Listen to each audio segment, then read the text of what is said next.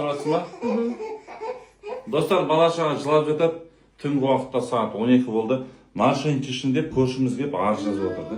437 бап бар, әкімшілік құқық бұзушылық кодексі. Сонымен участковый келіп, арыз алып, жаңа көршіңізден әкімшілік хаттама салып кететіндер болады да.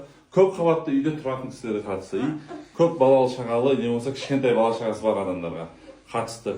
Сіздер бала-шағаларыңыз жылағаны үшін, бала-шағаңыз енді түнде тұрады, жылайды, ойнайды, ол үшін сіздерге әкімшілік хаттама ешкім сала алмайды. 437 баппен нарушение. Бала жылағандығын сіз оны тоқтатамайсыз. Бұл умысыл жоқ бұл жерде. Әкімшілік құқық бұзушылық құрамы да, әкімшілік құқық бұзушылық жасайтындай ой да жоқ. Сол себепті ешкім сізге әкімшілік хаттама толтыра алмайды.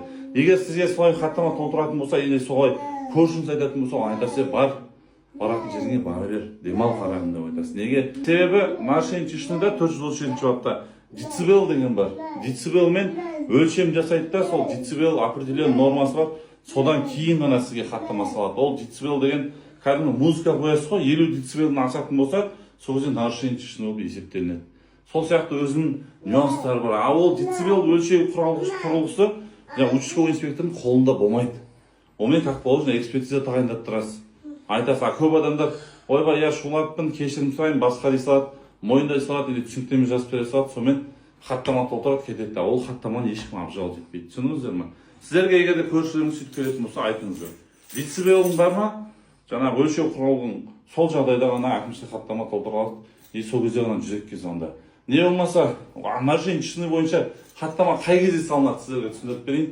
Бала-шаға ойнағаны, жылағаны, күлгені, басқасы, оған хаттама салынбайды, сіздерге айтамын. Егер де сіз музыканы қатты қойып қоятын болсаңыз, түнгі уақытта, егер музыка действительно колонка қойып қойдыңыз, билеп жатырсыздар, біреулер ішіп жатыр, айқайлап жатыр, ұрысып жатыр, төбелесіп жатыр, сондай жағдай болатын болса, ол мошенничество болады.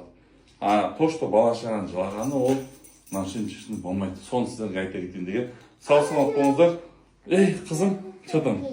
Ал, сау-саламат болыңыздар. Көршілеріңізге жіберіп қойыңыздар, өздеріңіздің көршілеріңіз недовольны болатын болса, группалар бар, оған да жіберіп қойыңыздар. Енді мен сіздерге айтайын, анау тартылдатады, балаң жүгіреді, или басқа деп соседтерге есік тартылдатып келіп тұрады. Оны есікті ашпасаңыз да болады. И ашқан күн өзінде де не істейсің деп айтасыз. Бар арыз жаз деп айтасыз. Арыз жазған күн өзінде сіз кінәңізді ол жерде мойындамайсыз. Неге? Участковылар, кейбір участковылар бастарын ауыртқысы келмейді, протокол 437 баптан салып кетеді. Болды. Енді ол бала-шаға жылайды, не істейсің бұны? Қалай? Ұрасың ба, соғасың ба бұны? Қалай сен жылағанын тоқтатасың, айтшы? Саған қара деп айтады, жылатпа деп айтады. Енді қолынан келгенше көтересің, басқа қыласың. Енді ол